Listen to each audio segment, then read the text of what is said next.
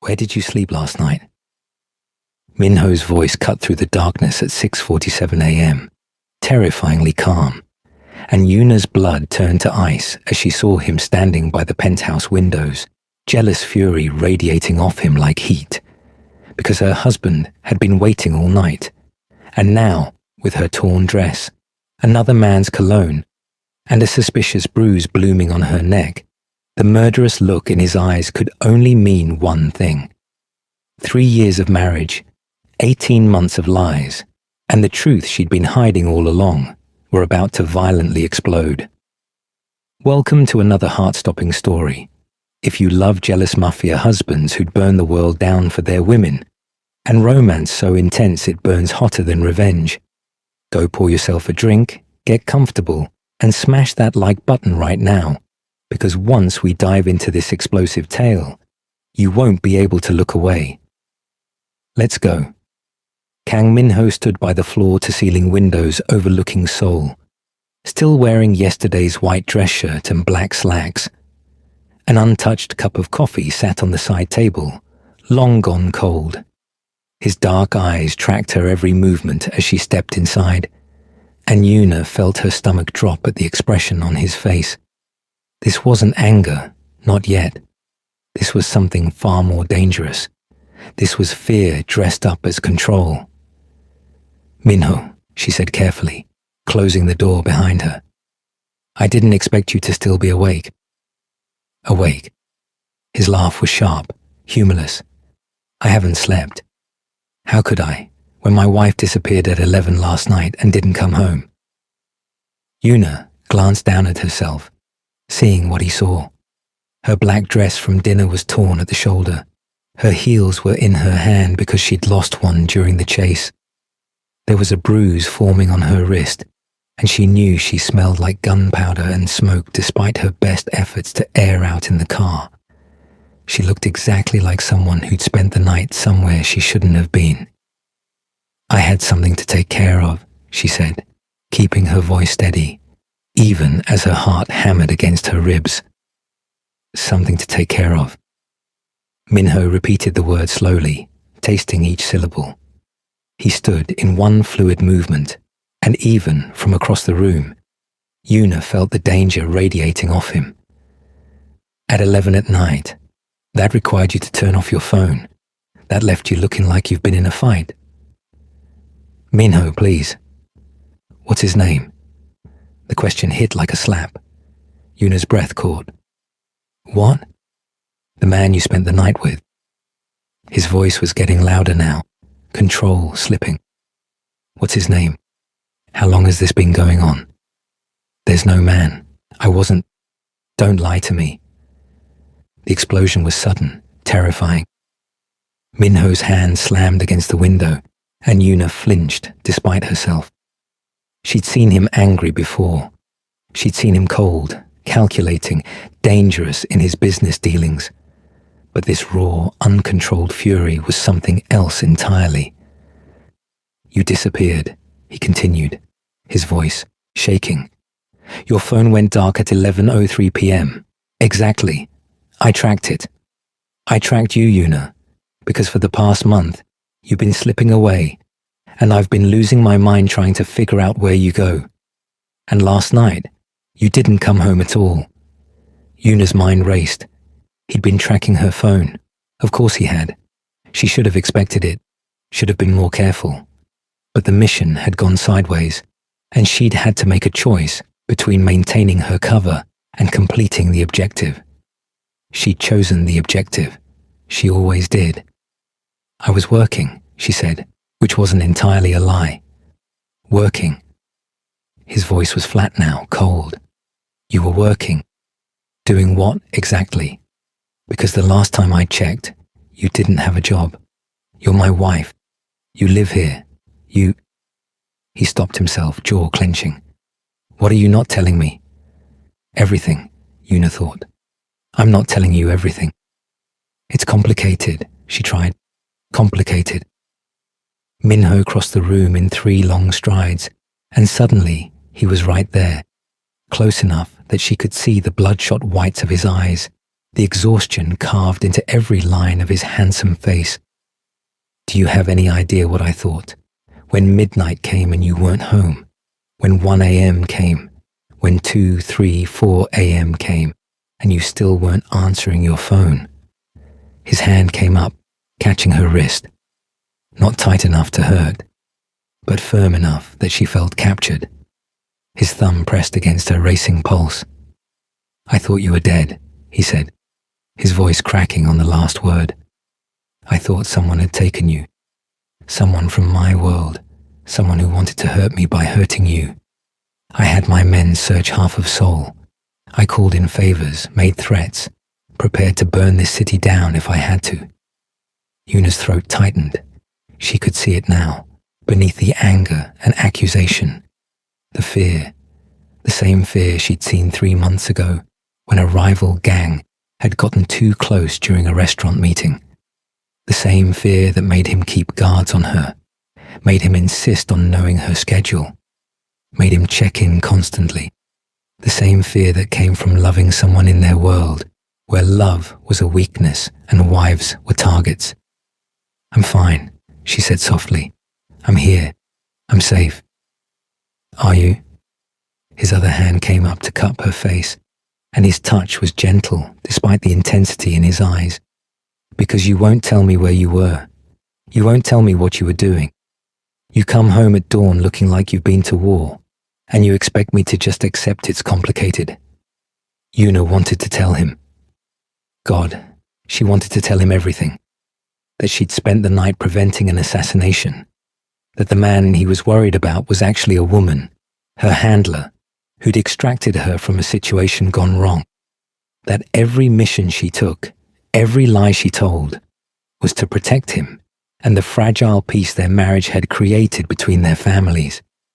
But telling him would mean admitting she'd never stopped being an operative. That their marriage, which had started as a political arrangement and somehow become real, was built on a foundation of secrets. That she'd been lying to him for 18 months about who she really was and what she really did. And if she told him, he would try to stop her. He would wrap her in protection until she suffocated.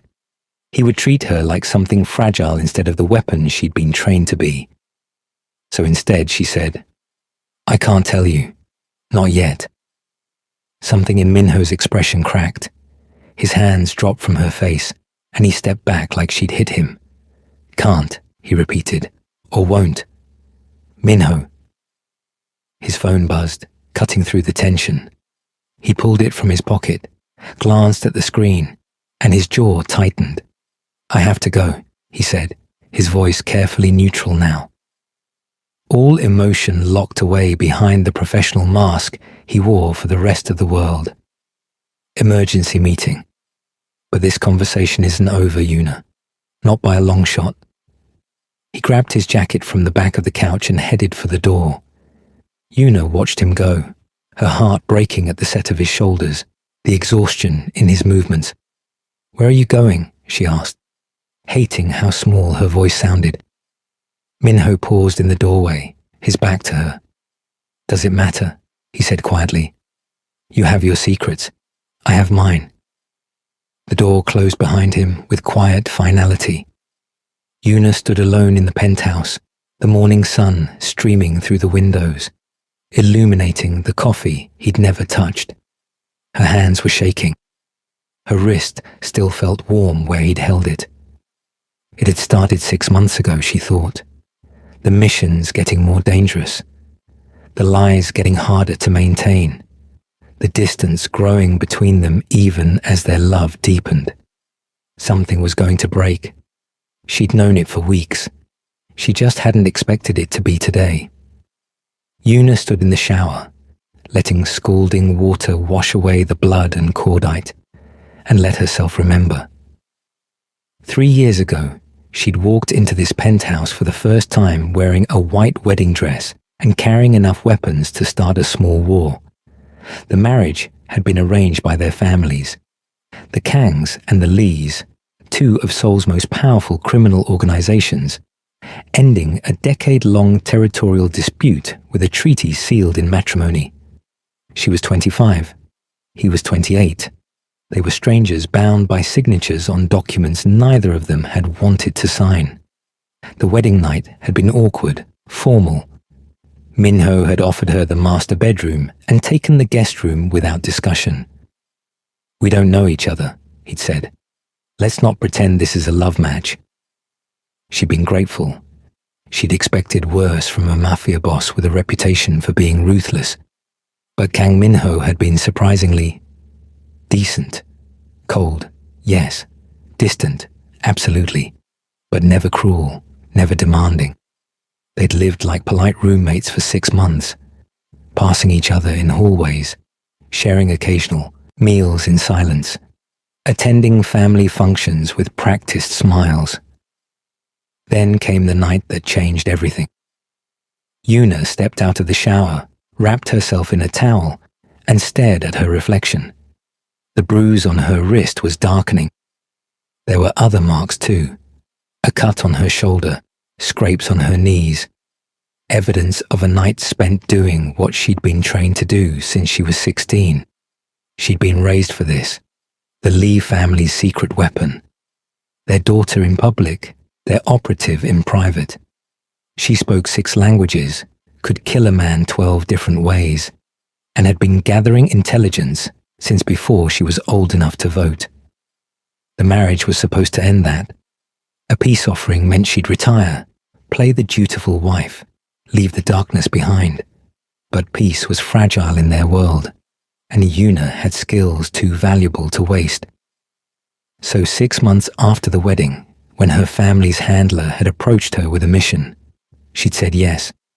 Just once, she told herself. Just to prevent the assassination that would restart the gang war. Just to protect the peace.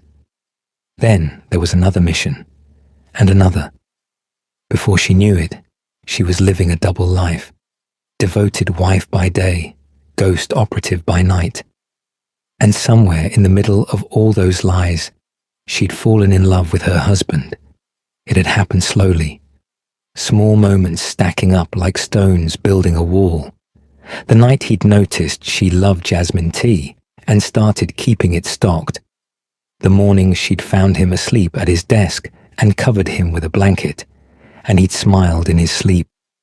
The evening a rival boss had insulted her at a dinner, and Minho had broken the man's nose before dessert was served. "No one disrespects my wife," he'd said, wiping blood from his knuckles. "I don't care who they are." That was when Yuna had realized this cold, dangerous man had become hers, and she'd become his. They'd started talking more, sharing meals that weren't silent. He told her about his childhood, raised by a father who saw him as a tool rather than a son.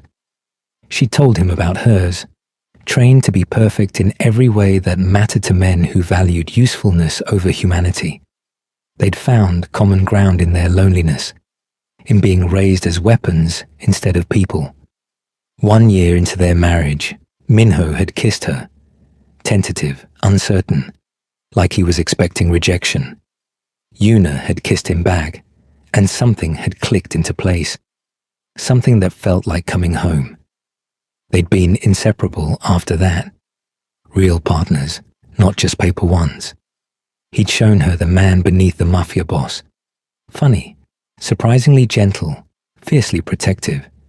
She'd shown him the woman beneath the perfect wife facade. Strong, independent, unafraid of his world. But she'd never shown him the operative. That part she kept locked away, because loving Minho meant understanding his trauma.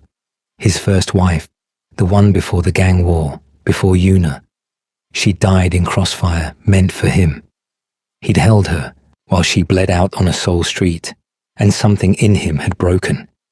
"I can't protect what I love," he told Yuna once, drunk and vulnerable. "Everything I touch turns to death." That was why he was so protective. Why he kept guards on her. Why he needed to know where she was always. It wasn't control. It was terror. And that was why Yuna couldn't tell him about the missions. Because if he knew she was deliberately walking into danger, it would destroy him.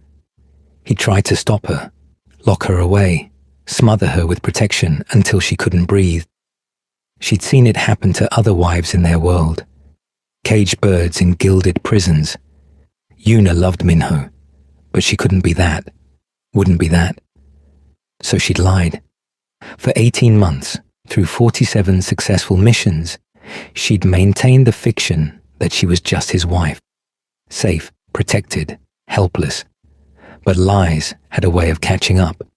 The past month had been close calls, stacking up like dominoes waiting to fall. A mission in Busan, where one of Minho's men had almost spotted her. A weapons pickup that his second-in-command had nearly interrupted. Last night's extraction that had gone so wrong she'd had to choose between maintaining her cover and saving an ally's life.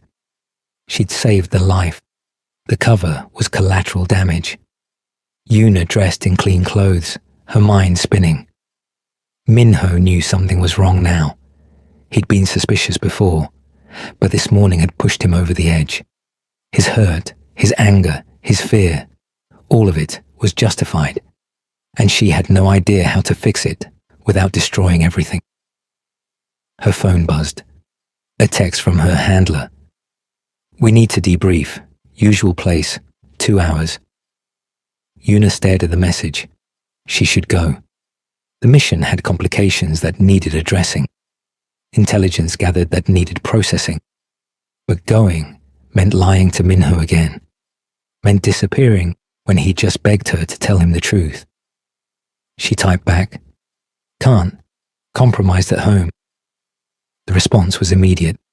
"Not optional. This is bigger than your marriage problems." Yuna's jaw clenched. Nothing was bigger than her marriage. Nothing was bigger than Minho. But the handler was right about one thing. The mission she'd completed last night wasn't over. The man she'd prevented from being assassinated was a key ally. His survival maintained the fragile peace between multiple factions. If she didn't debrief properly, if intelligence was lost because she was dealing with marital drama, people would die. Possibly, including Minho. She grabbed her bag and headed for the door, hating herself with every step.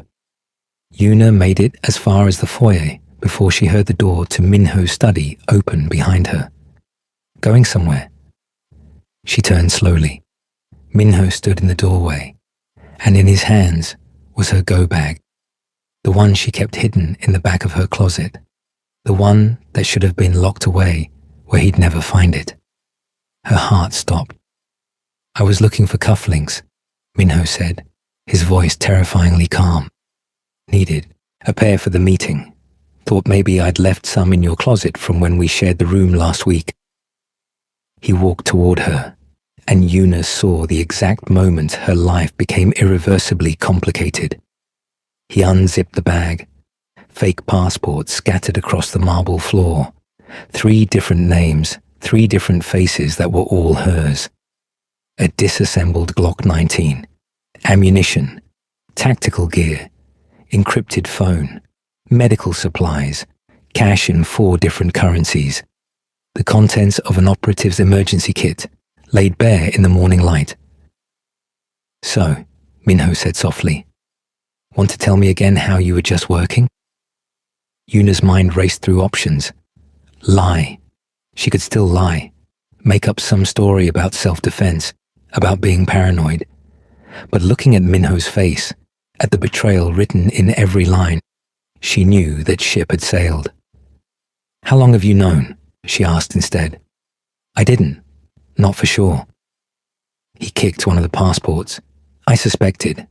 The past month you've been different, jumpy, checking your phone constantly, disappearing at odd hours. So I started looking, really looking." He pulled out his own phone, swiped through photos, surveillance pictures. Yuna in tactical gear entering a warehouse in Busan. Yuna meeting with known intelligence brokers. Yuna at a gun range she thought was secure. 2 weeks, Minho said. "I've known for 2 weeks that my wife has been living a double life, that you've been lying to my face every single day, that everything about us might be a lie." "It's not a lie," Yuna said fiercely. My feelings for you, our marriage, none of that is fake. Isn't it? His voice rose. How would I know?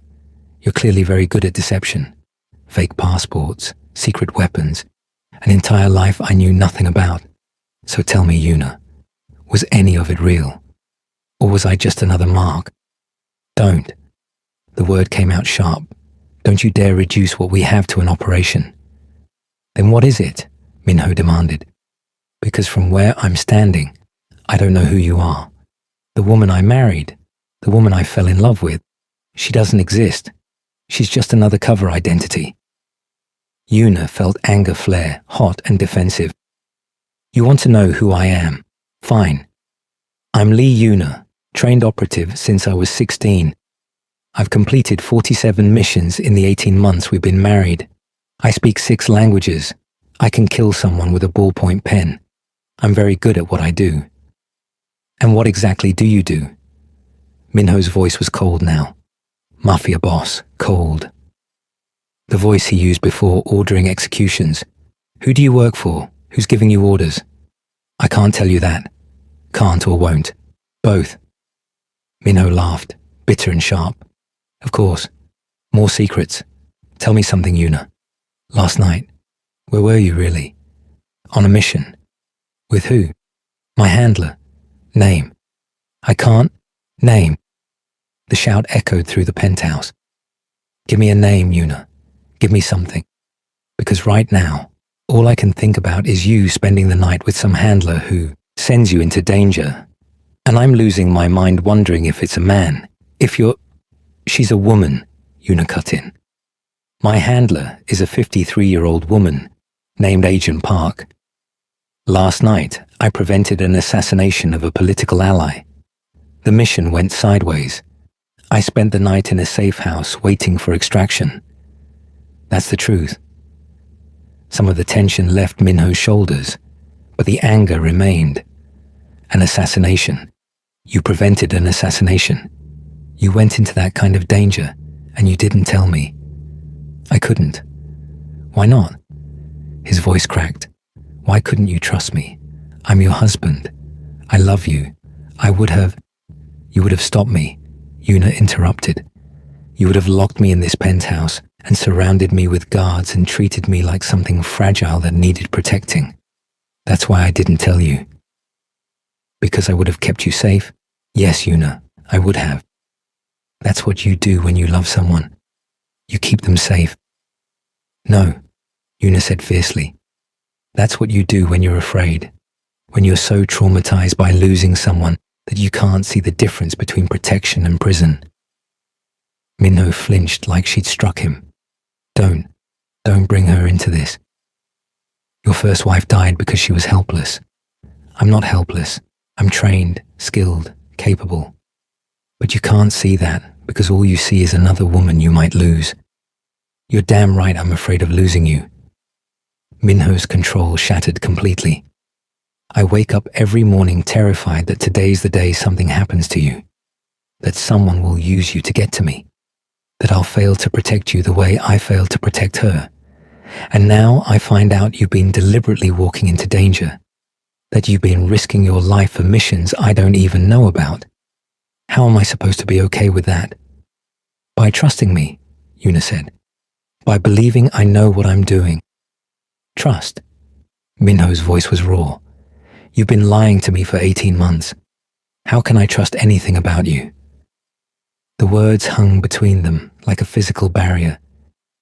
Una opened her mouth to respond, but her phone buzzed. Then Minho's buzzed. Then both their phones started ringing simultaneously.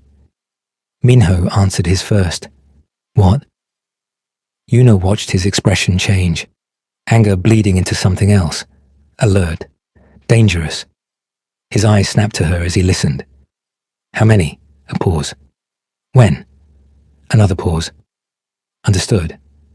He hung up and looked at Una. That assassination you prevented last night.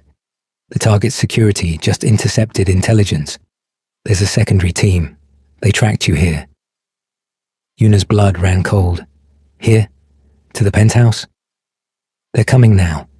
ETA, 6 minutes. For a moment, They just stared at each other. All the anger, the betrayal, the hurt, it didn't disappear, but it got shoved aside by something more immediate. Survival. How many? Yuna asked, already moving toward her scattered gear. At least 8, maybe more. Your security team? 3 minutes out. We're on our own until then. Yuna reassembled her Glock with practiced efficiency, loaded it, chambered around. When she looked up, Minho was watching her with an expression she couldn't read. You're really good at that, he said quietly. I told you, I know what I'm doing. Show me. The first gunshot shattered the penthouse window 3 minutes later. Yuna was already moving, tackling Minho behind the marble kitchen island as bullets chewed through the space where he'd been standing. Glass exploded, wood splintered. The attackers weren't subtle. Stay down, she commanded, raising her Glock. Like hell, Minho growled, pulling his own weapon from his ankle holster. 4 men breached through the shattered window. Tactical gear, suppressed weapons, professional. Yuna dropped the first one with 2 shots center mass before he cleared the window frame. The second made it 3 steps before she put one through his throat. Efficient, clean, no wasted movement. Beside her, Minho was staring. Eyes up, Yuna snapped. The third attacker rounded the island. Minho fired, clipping the man's shoulder. Yuna finished it with a headshot, already tracking the fourth. He was faster, smarter, using the overturned couch for cover. Yuna hand-signaled Minho. Flank left, suppressing fire. He understood immediately, nodding. For a man who'd never seen her in combat, he adapted quickly. He laid down cover fire while Yuna moved, silent and lethal. She came up behind the fourth attacker and broke his neck before he could turn. Living room clear, she said, breathing steady. But that's just the advance team. How many more? Minho asked. The answer came in the form of the front door exploding inward. Move. Yuna grabbed Minho's arm, dragging him toward the hallway. More attackers poured through, at least 4. Yuna fired backward, dropping one, forcing the others to take cover. They made it to the master bedroom. Yuna slammed the door, locked it, then shoved the dresser in front of it. Panic room, Minho said, behind the closet. They ran. Minho input the code with shaking hands. The hidden door opened, revealing a reinforced safe room. They stumbled inside just as bullets started punching through the bedroom door. Minho sealed the panic room door, 6-inch steel, soundproofed, stocked with supplies and weapons, built for exactly this scenario. The gunfire outside was muffled now, distant. Silence crashed over them. They were both breathing hard. Minho's white shirt had blood spray across the sleeve, not his. Yuna's hands were steady as she checked her remaining ammunition. Muscle memory, years of training. You're bleeding, Minho said. Yuna glanced down.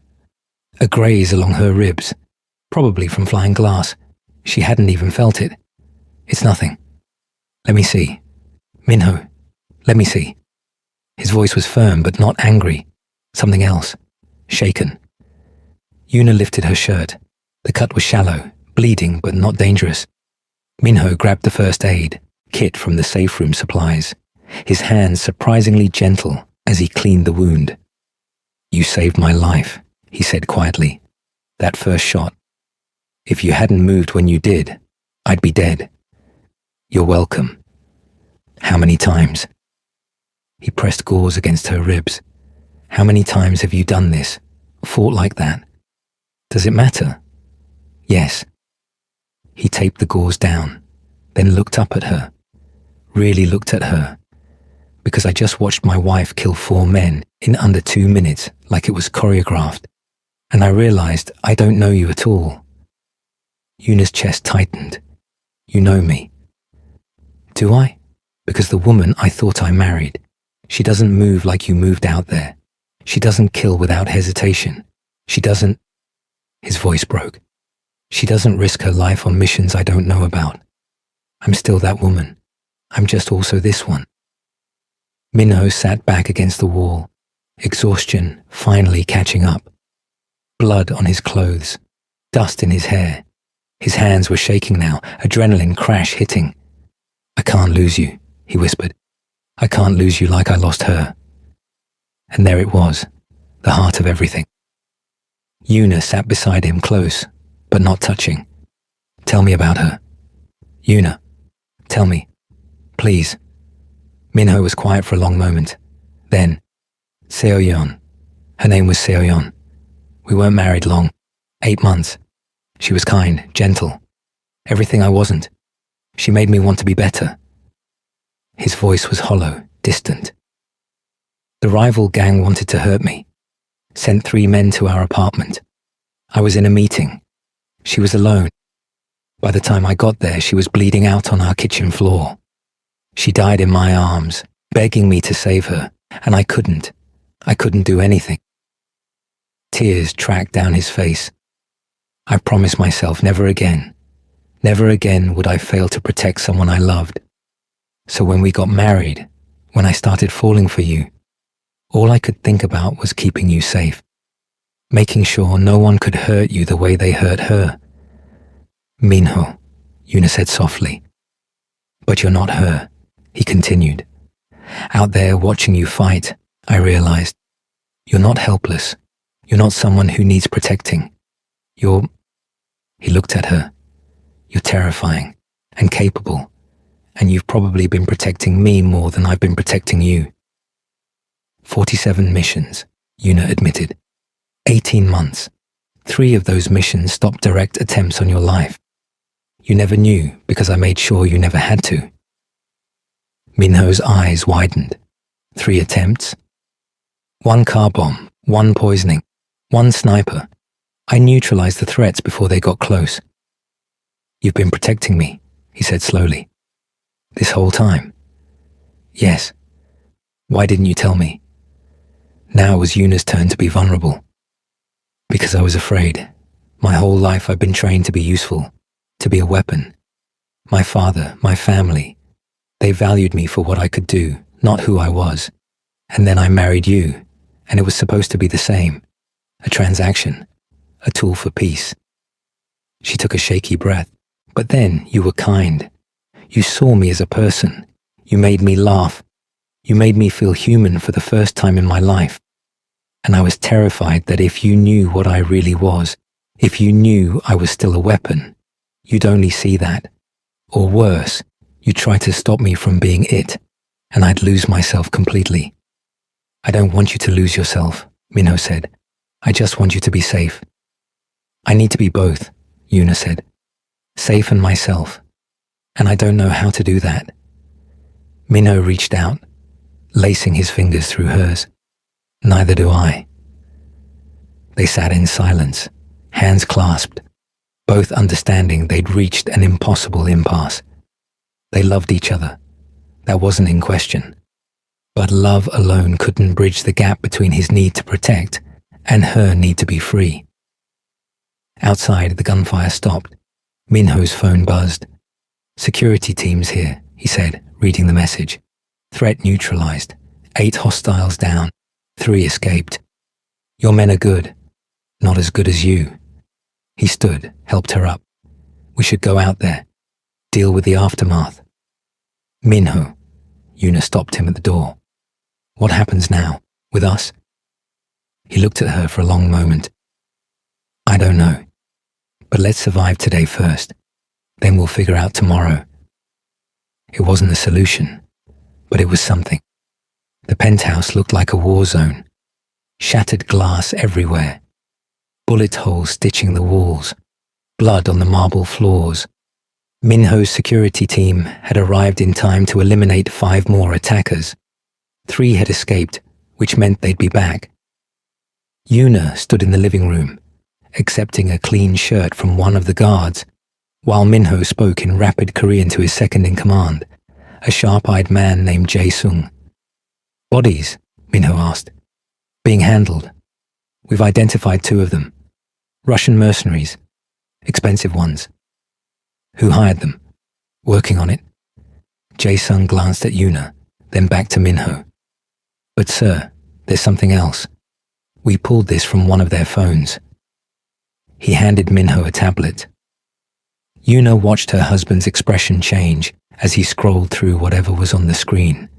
Confusion, realization, then something that looked like shock. Yuna, Minho said quietly. Come here. She approached cautiously.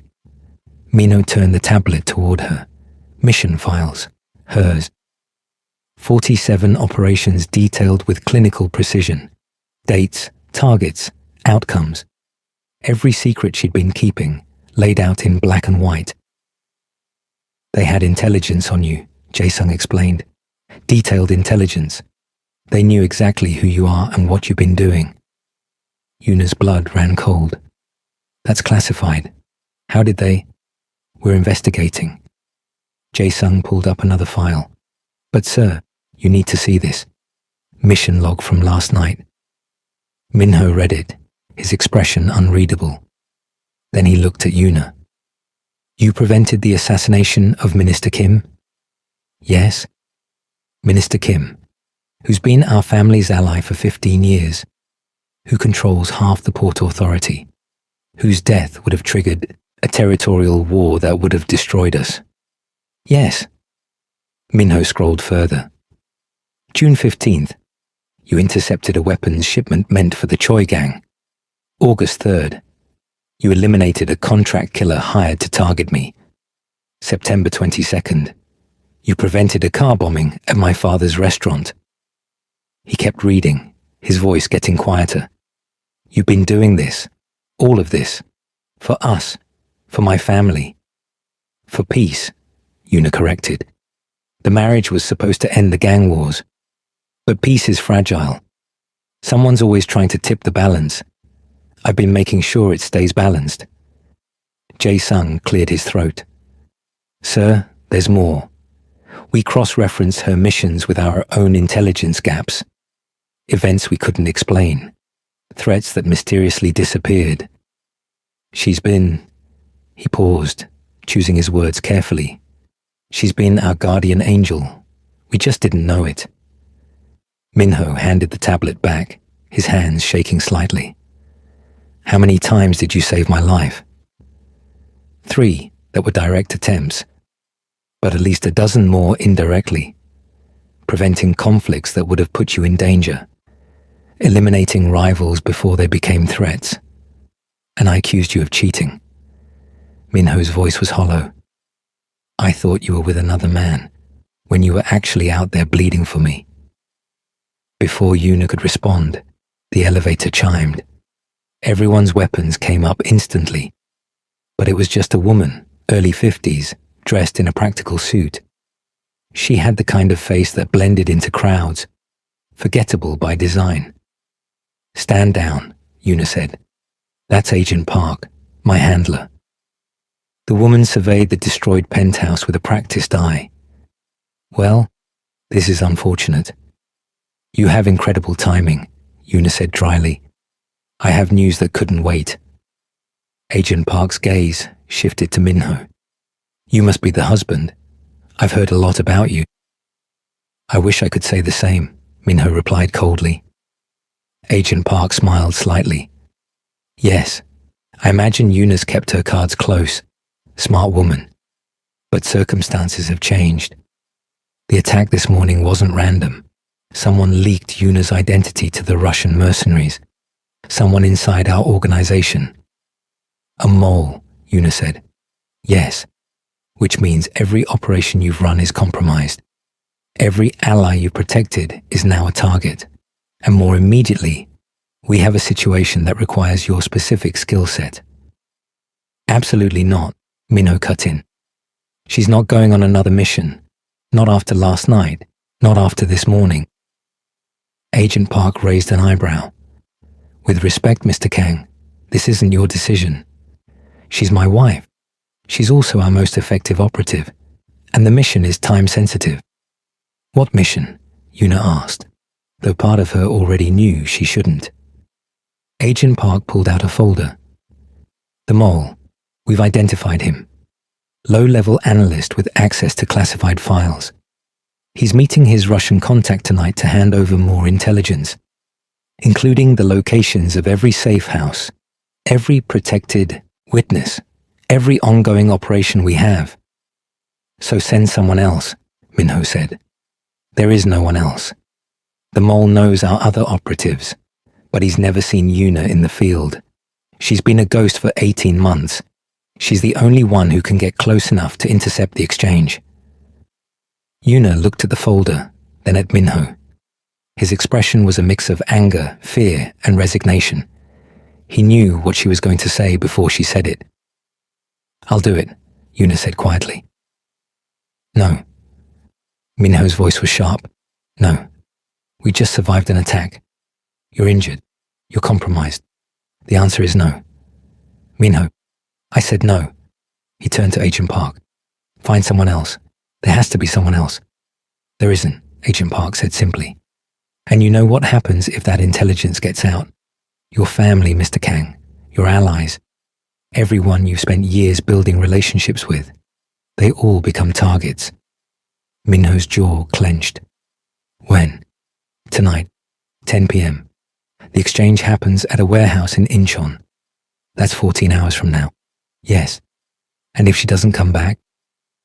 Minho's voice cracked. If something goes wrong, what then? Agent Park's expression softened slightly. Then we lose our best operative, and probably the fragile peace she's been maintaining. But that's the job, Mr. Kang. That's always been the job. Minho looked at Yuna. Really looked at her. She saw everything in his eyes. The love, the fear, the understanding that this was who she was, and asking her to stop was asking her to stop being herself. If I forbid it, he said quietly, if I ask you to stay, would you? Yuna's throat tightened. I don't know. It was the most honest answer she could give. Minho closed his eyes. When he opened them, they were wet. Then let me come with you.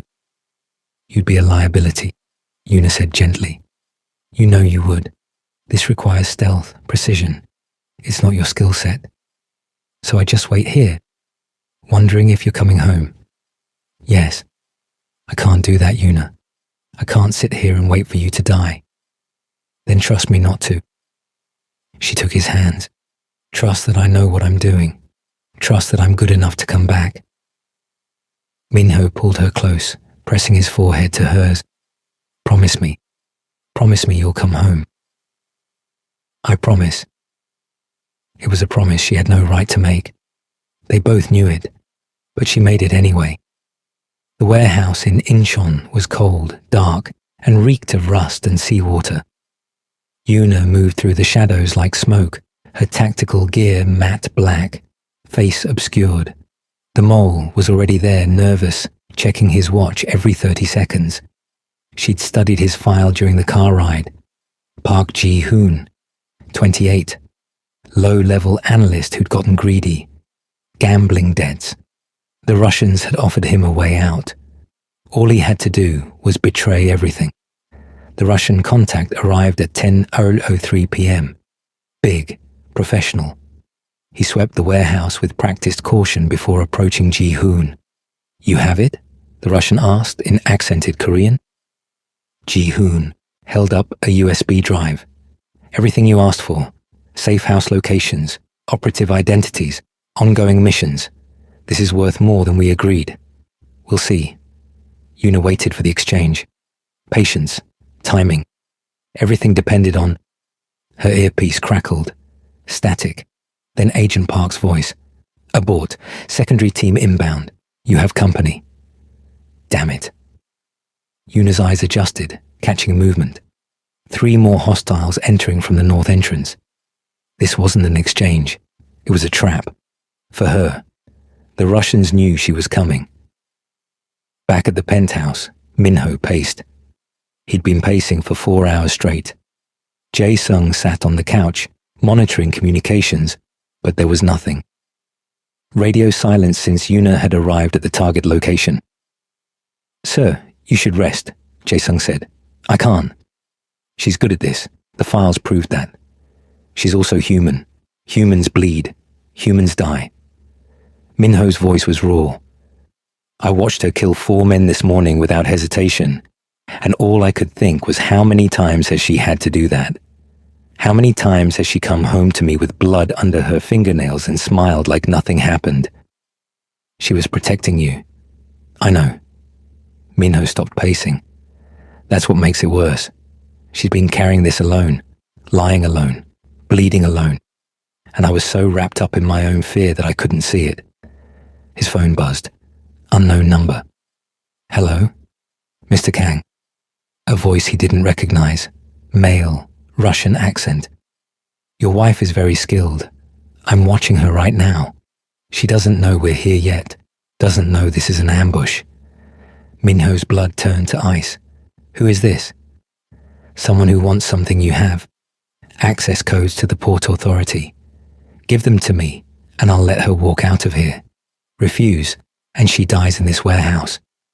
You're lying. She'd never walk into an obvious trap. Wouldn't she? For the greater good? For peace? For you? The man laughed. She's so predictable, so noble. It's going to get her killed. Minho's hand tightened on the phone. What do you want? I told you, the codes. You have 10 minutes to send them, or I give the order. Your choice, Mr. Kang. Your empire or your wife. The line went dead. In the warehouse, Yuna moved. She'd spotted the ambush team. 6 hostiles total, including the Russian contact. They had her surrounded, which meant they knew she was here. The question was whether they knew her exact position. Her earpiece crackled again. Yuna, you need to extract now. This is blown. Copy, she whispered. But extraction meant crossing 40 feet of open space, and she'd seen at least 2 snipers in the rafters. The odds were bad. She'd faced worse odds before. Yuna checked her weapons. 1 magazine left, 3 smoke grenades, a knife. Not ideal, but workable. She pulled a smoke grenade, counted to 3, and threw it. The warehouse exploded into chaos. Yuna moved through the smoke, fast and silent. The first hostile never saw her coming. Knife to the kidney, down. The second turned at the sound, and she shot him twice. The third got a round off, grazing her shoulder, before she dropped him with a headshot. Pain exploded in her arm, but she pushed through it. 3 down, 3 to go. One of the snipers had her in his sights. She saw the laser dot tracking across the smoke. Dove behind a crate as bullets chewed through the air where she'd been standing. Target is mobile, someone shouted in Russian. Section B. Yuna's shoulder was bleeding badly. The wound from this morning had reopened. Her vision swam slightly, but she forced herself to focus. The 4th hostile came around the crate. She broke his knee, then his neck, 4 down. The Russian contact from the exchange was running for the exit. Yuna let him go. He wasn't important. The USB drive was. She spotted it on the ground where Ji-hoon had dropped it, sprinting for it through the dissipating smoke. A sniper round hit the concrete next to her hand. Too close. She grabbed the drive, rolled behind cover. 2 left, both snipers, both with high ground and clear sight lines. This was going to hurt. Minho stared at his phone. 10 minutes. The Russian had given him 10 minutes, and 8 had already passed. The access codes would give them control of half the port shipments. Millions in revenue. Strategic control. Everything his family had built. But it was Yuna. There was no choice. There had never been a choice. He started typing the codes. Jae-sung looked up. Sir, what are you doing? Saving my wife. Those codes are worth... Nothing, Minho interrupted. They're worth nothing compared to her. He hit send. His phone rang immediately. The Russian. Smart choice, Mr. Kang. Tell your wife she's free to go. This time. The line went dead. Minho sank into a chair, his entire empire potentially crumbling, and felt nothing but relief. Una didn't know why the snipers suddenly retreated, didn't know why she heard engines starting outside, vehicles leaving, didn't question it. She ran, made it to the extraction point, covered in blood, clutching the USB drive. Agent Park was waiting with a car. "You're hit," Park said. "I'm fine. Drive." They made it back to Seoul by 2 a.m. Una refused the hospital, refused anything except to go home, to Minho. She walked through the penthouse door at 2:47 a.m., the exact time she'd arrived that morning. Full circle. Minho was sitting by the window. Same spot, different expression. When he saw her, bloodied and exhausted but alive, something in his face broke. He was across the room in seconds, catching her as her legs gave out. "You came home," he whispered. "I came home," she confirmed. He carried her to the bathroom, set her on the counter. His hands shook as he cut away her tactical gear, exposing the shoulder wound. It was bad. Not life-threatening, but bad. "Hospital," he said. "No, you can handle this. Una, please, just you, just us." So he cleaned the wound with steady hands and considerable skill. Stitched, it closed while she gritted her teeth. Bandaged it carefully. The whole time, neither of them spoke. When he finished, he pulled her close, careful of her injuries. "I gave them the codes, the Port Authority access. They called during the mission. Said they'd kill you if I didn't." Una pulled back to look at him. "Minho, those codes were worth—" "Nothing," he said firmly. "They were worth nothing. You're worth everything. And I'd burn my entire empire to the ground before I let you die." Tears filled Una's eyes. "You shouldn't have done that." "I know, and I'd do it again." They stayed like that, holding each other until exhaustion pulled them both under. Una woke to sunlight streaming through the bedroom windows and Minho's arm wrapped around her waist. For a moment, she just breathed. Alive. Home. Safe. "You're awake," Minho said softly. He'd been watching her sleep. "Creepy," she teased, her voice rough. "Probably." He brushed hair from her face. "How's the shoulder?" "Hurts. I'll live." They lay there in comfortable silence. Then Minho said, "We need to talk. Really talk this time." Una nodded. She'd been expecting this. They moved to the living room, now cleared of debris and being repaired by Minho's crew. They sat on the balcony instead, overlooking Seoul in the morning light, coffee in hand, like a normal couple having a normal conversation. Except nothing about them was normal. "I can't ask you to stop," Minho said finally. "I realized that last night. Watching you walk out that door, knowing I might never see you again, I understood. This is who you are. Taking that away would be like taking away your soul." "Minho. But I can't live like this either," he continued. "Not knowing where you are, not knowing if you're safe, lying awake every night wondering if you're coming home. It's killing me, Una. So we need rules, boundaries, something." Una set down her coffee. "What do you want?" "Honesty. Not details that could compromise missions, but basic transparency. If you're leaving for an operation, tell me. Give me a time frame. Let me know you're okay when you can." "I can do that. And I want to know your handler, Agent Park. I want contact information, emergency protocols. If something goes wrong, I need to know who to call." "Agreed. And therapy," Minho added. "For both of us. Because I'm a mess, and you've been carrying trauma alone for years. We need help." Una felt tears prick her eyes. "You do therapy. You hate talking about feelings. I hate losing you more." He took her hand. "I'm not asking you to be someone you're not. I'm asking you to let me in. To be your partner, not just the person you protect." "I don't know how to do that," Una admitted.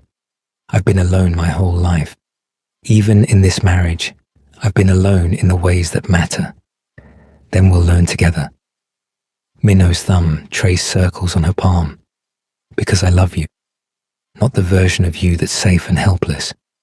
I love the woman who killed 4 men to save my life. The woman who's been my guardian angel for 18 months. The weapon and the wife. All of you. I love you too, Yuna whispered. I'm sorry I didn't trust you with the truth. I'm sorry I made you feel like you couldn't. They sat there as the sun climbed higher, both understanding this was just the beginning. The work would be hard. The trust would take time to rebuild. But they were choosing each other, choosing to try. 3 months later. I have a mission tonight, Yuna said over breakfast. Surveillance op in Busan. Should be back by morning. Minho looked up from his tablet. The initial spike of anxiety was still there, but manageable now. Therapy was helping. Dangerous. Low risk. Just information gathering. Check in at midnight. I will. He stood, kissed her forehead. Be safe. Always. It was their new normal. Not perfect, but honest. Yuna still took missions, but now Minho knew. She checked in when she could. He managed his fear without trying to control her. Agent Park had even started coordinating with Minho's security team on operations that overlapped their interests. The Port Authority codes Minho had given up turned out to be a calculated sacrifice. He'd worked with law enforcement to track the Russians through those access points, eventually dismantling their entire Seoul operation. Sometimes losing a battle won the war. Yuna's shoulder had healed, leaving a scar she wore with quiet pride. Evidence of survival, of choosing love and duty both. That evening, she prepared for the Busan mission. Minho watched her check her weapons, and she didn't hide it anymore, didn't pretend to be something she wasn't. Come home to me, he said at the door. I always do. She left at 10 p.m. The mission was clean, simple. By midnight, she texted, all clear, ETA, 6 a.m. Minho went to bed and actually slept. Not easily, but he slept. Trust was a muscle they were both strengthening. Yuna returned at dawn, exhausted but unharmed. Minho was already awake, coffee brewing. How'd it go? He asked. Got the intel we needed. No complications. Good. He handed her coffee. Jae-sung wants to brief us both at 10. Something about a joint operation. Us both? Apparently your handler suggested you and I could work together on certain missions. Political situations where we need both combat skills and diplomatic leverage. Yuna raised an eyebrow. You want to work together? I want to understand your world. Be part of it, not shut out of it. Minho smiled. Plus, I've seen you fight. I'd rather be on your team than against you. She laughed, the sound genuine and free. Later, standing on the balcony watching the city wake, Minho wrapped his arms around her from behind, careful of old injuries, mindful of new boundaries. Where did you sleep last night? He asked, teasing now. The question that had started everything. Safe house in Busan, uncomfortable cot, terrible coffee. She turned in his arms. But I thought about you the whole time. And tonight? Tonight I sleep here, with you, where I belong. Promise. Promise. It wasn't perfect. There would still be dangerous missions, still be nights he'd lie awake worrying, still be secrets she couldn't share. But they'd found their balance, independence and partnership, trust and love. Yuna had spent her whole life being a weapon, believing she had to choose between duty and happiness. Minho had spent years believing love meant possession, control born from trauma. They'd both been wrong. Love wasn't about caging or being caged. It was about choosing each other every day with honesty and trust. It was about being strong together instead of alone. I have a meeting at noon, Minho said. Business dinner at 7. Come with me. The one with the Japanese investors. Yes, wear the red dress, the one that makes me forget how to speak. Yuna grinned, trying to distract the competition, trying to show off my incredibly intimidating wife. She kissed him, soft and sweet. I'll wear the red dress. As they stood there, the city spreading out beneath them, Yuna thought about the woman she'd been 3 months ago, lying, hiding, slowly drowning in secrets, and the woman she was now, still an operative, still deadly, but also loved, known, free. Where did you sleep last night? Minho whispered against her hair, their private joke now. Right where I was supposed to be, Yuna answered. And for the first time in her life, she meant it.